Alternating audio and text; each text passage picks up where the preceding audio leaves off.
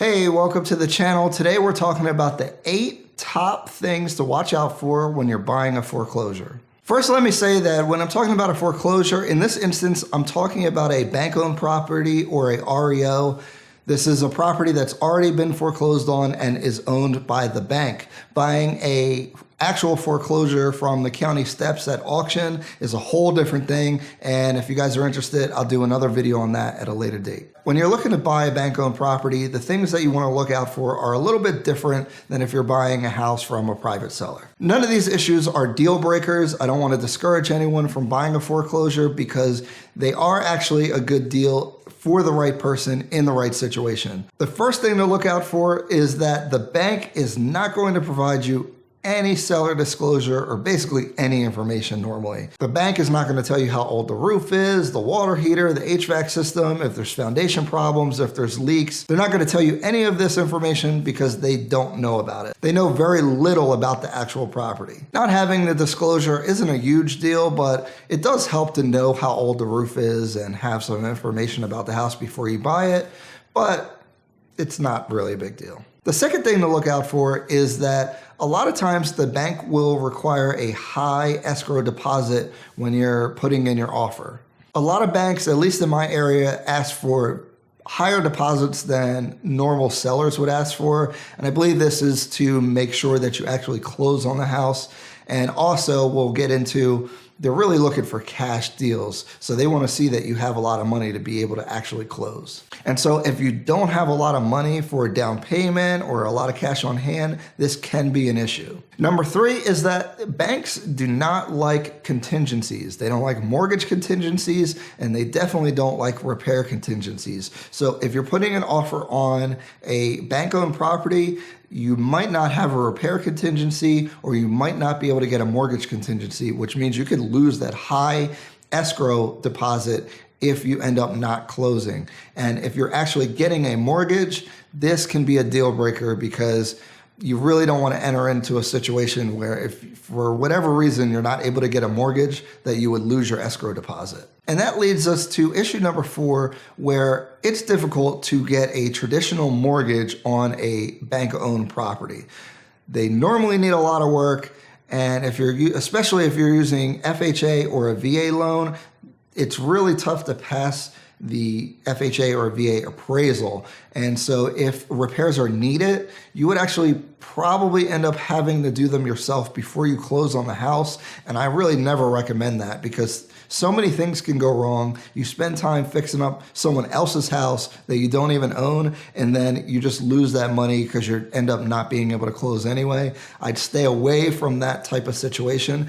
Not all bank-owned properties are in this category, but the majority of them are. A lot of first-time home buyers think that, they can just use their FHA or VA loan and buy a house that needs work and then fix it up, which is a smart idea.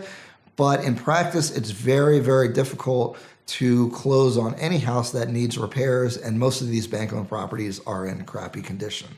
And that leads us to issue number 5, is that the banks aren't going to make repairs. It's funny, I've actually negotiated where a bank actually did make repairs to close on a house, but that is very rare and actually blew me away that they agreed to do it. Most of the time, the bank is going to say, screw you, I'm not doing anything, either buy the house the way it is or kick rocks. Number 6 is watch out for amended sales contracts. A lot of times banks will have their own addendums to their agreement of sale, and they basically wipe out all the standard agreement of sale verbiage, and it puts everything in the bank's favor as far as the contract. And a lot of people will just sign this stuff, but as an agent, when I look at this, I get concerned a lot of times because it takes a lot of the buyer's rights and abilities away. And I just want to put that out there for people, especially first-time home buyers. You really lose a lot of leverage when you're buying a foreclosure because the banks, they just don't really care. They have a bunch of properties, they have a bunch of money, and you would think they would want to sell the house and get rid of it because they're losing money, but they really don't care. At least from my perspective, that's what it seems like. And I do a lot of bank-owned stuff, so it is what it is. Number 7, negotiating with the bank is like negotiating with a crazy person most of the time. Sometimes they have good asset managers and they make sense, but a lot of times these banks don't know anything about the property. They don't know anything about the area. They don't know what the pricing should be. And the house could be falling down and they could be overpricing it, or they could list it really low and then cause a lot of bids that go in. So you never know what you're going to get when you're negotiating with the bank. When you're buying a foreclosure, it helps to have an agent that really knows the value in the area and understands rehab costs, because then you're going to want to make sure that they give you a good CMA or a comparative market analysis on that property to know if you're offering a good amount or too much or too low. Because whatever the list price is, I want to pay any attention to that. Also, banks counter in funny ways. Sometimes they won't counter, or they can respond by saying, give us your highest and best offer. And basically they want you to bid against yourself, and they'll say that they have multiple offers. You don't know if these offers are really low offers and yours is the highest, or if you're low. It's really tough to figure out because they really won't tell you any information. When you're dealing with another agent in a normal transaction, you can try to feel them out and see where they are. But with the bank, you never know. And that's not to say you can't read into things, especially as an agent that deals with a lot of bank-owned properties.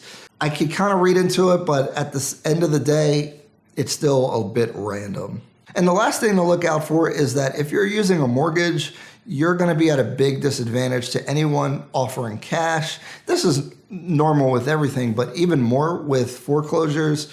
The bank is going to want to take a cash offer a lot faster than they're going to want to take your mortgage contingency, or even they might not even allow you to have the contingency. So it makes it really difficult to be competitive in the marketplace. If you're offering $100,000 and a cash buyer is offering $90,000, a lot of times the bank will take that $90,000 offer. Now, there are special programs where if you're going to be occupying the property, you actually get preference over an investor. So sometimes it could work to your advantage, but most of the times it's really not good. Generally and overall, using a mortgage to buy a foreclosure, unless it's in really good condition, is really tough. It's really difficult.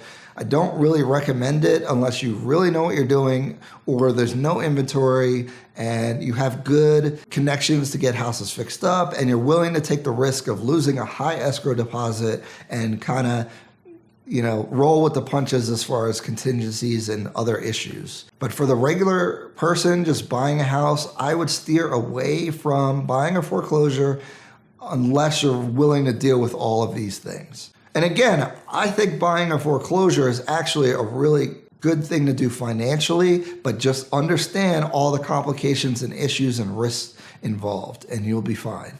So that's all I got, guys. Hopefully this information was helpful. As always, I pride myself in my accessibility. If you have questions, you can reach out to me directly. My information is in the description box. How many of you guys out there are thinking about buying a foreclosure? What are you concerned about? What are your questions? Put it in the comments. Let's have a discussion. Thanks, guys. Bye-bye.